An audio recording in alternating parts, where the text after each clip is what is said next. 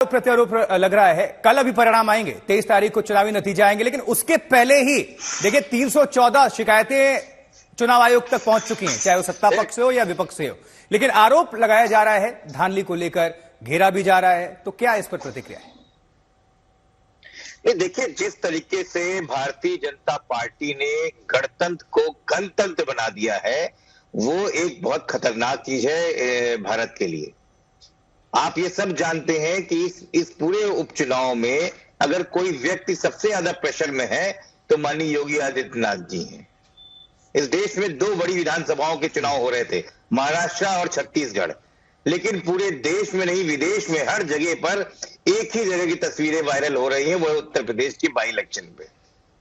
आप सोच कैसे सकते हैं कि पुलिस किसी भी स्थिति में पिस्तौल निकाल के और तान के कहता है कि चुनाव में नहीं जाने दूंगा? ये कैसे हो सकता है? बैरिकेडिंग लगा देंगे। और पुलिस के पास वोटर आईडी चेक करने का कौन सा तरीका है? पुलिस कहीं पर भी जो है वो शांति व्यवस्था मेंटेन करने के लिए खड़ी की गई है। उसके बाद वोटर लिस्ट क्या कर रही है? वो गांव पुलिस वोटर लिस्ट लेके क्यों घूम रही है? क्योंकि ये लड़ाई असल में भारतीय जनता पार्टी की समाजवादी पार्टी से नहीं है। ये लड़ाई भारतीय जनता पार्टी की उत्तर प्रदेश की आवाम से है, और आवाम इनको गद्दी से उतारने के लिए आतुर हो चुका है।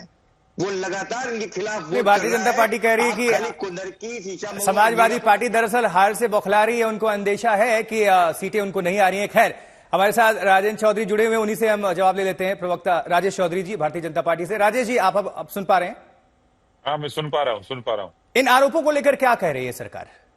आपने सुना होगा प्रवक्ता क्या कह रहे हैं, समाजवादी पार्टी के आरोप लगा रहे हैं कि जो ये लड़ाई है दरअसल आप जनता के खिलाफ है। देखिए, अखिलेश यादव जी का भी बयान सुन रहा था मैं। हार की हताशा से बुरी तरह परेशान है अखिलेश यादव। इनकी काठ की हाड़ी जो चढ़ गई थी एक बार लोकसभा चुनाव में, वो अब दोबारा उत्तर प्रदेश की जनता समझ चुकी है, चढ़ने वाली नहीं है। इसीलिए पहले से ही भूमिका बनाने का ये प्रयास कर रहे हैं कि पुलिस ने ये कर दिया, प्रशासन ने ये कर दिया। जनता तो इनके साथ है नहीं, वोट देने को कोई तैयार नहीं है। और ये वो लोग हैं जो अपने शासन काल में बूथ को लूटने का काम करते थे, जो अवैध फर्जी वोटिंग कराने का काम करते थे। लोकतंत्र के असली हत्यारे तो यही है। अब तो निष्पक्षता पूर्वक जाकर के आदमी बूथ पे अपना वोट डालता है। और जहां तक पुलिस की बात कर रहे हैं, पुलिस का काम है कानून व्यवस्था कायम रखना। पुलिस अपना कानून व्यवस्था कायम रखने के लिए काम कर रही है। कोई उपद्रवी होगा तो उसे उपद्रवी की तरह व्यवहार किया जाएगा।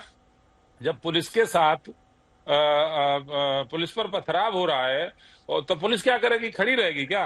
किस लिए उनको हथियार दिए हैं? रिवाल्वर किस लिए दिए? खून निकलेगा क्या उसमें? जब कोई पथराव करेगा, मारेगा, टकराएगा, तो सख्ती के साथ उससे उत्तर प्रदेश की पुलिस पेश आएगी। जी आशुतोष जी, ये लोग बूथ के लुटेरे लोग हैं। जवाब दीजिए। भारतीय जनता पार्टी का कहना है कि फिर पुलिस क्या मुख दर्शक बनी रहे?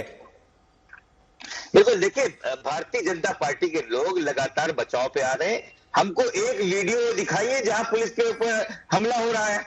हमको एक वीडियो दिखाइए जो लोग पत्थर लगा के पुलिस पे मार रहे हैं।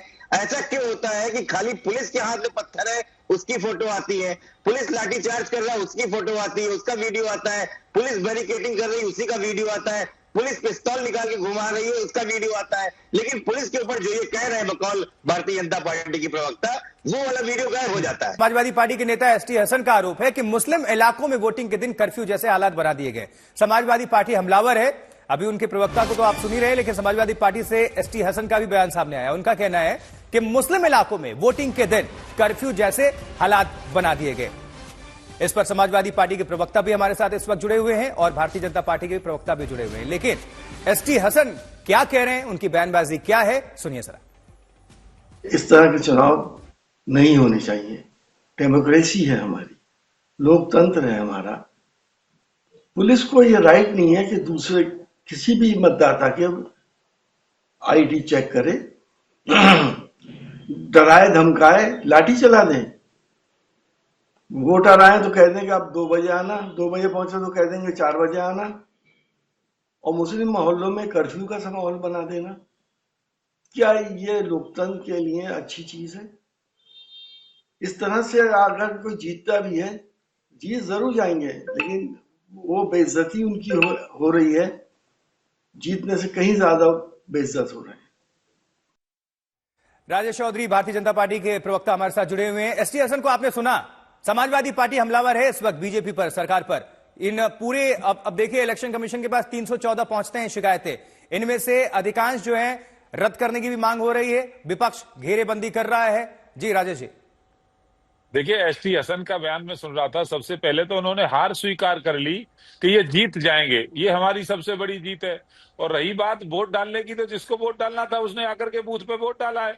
और लोकतंत्र की दुहाई कौन दे रहा है? लोकतंत्र की दुहाई वो लोग दे रहे हैं जो भारतीय जनता पार्टी के कार्यकर्ताओं को, भारतीय जनता पार्टी के नेताओं को मुसलमान एरिया में प्रचार नहीं करने देना चाहते।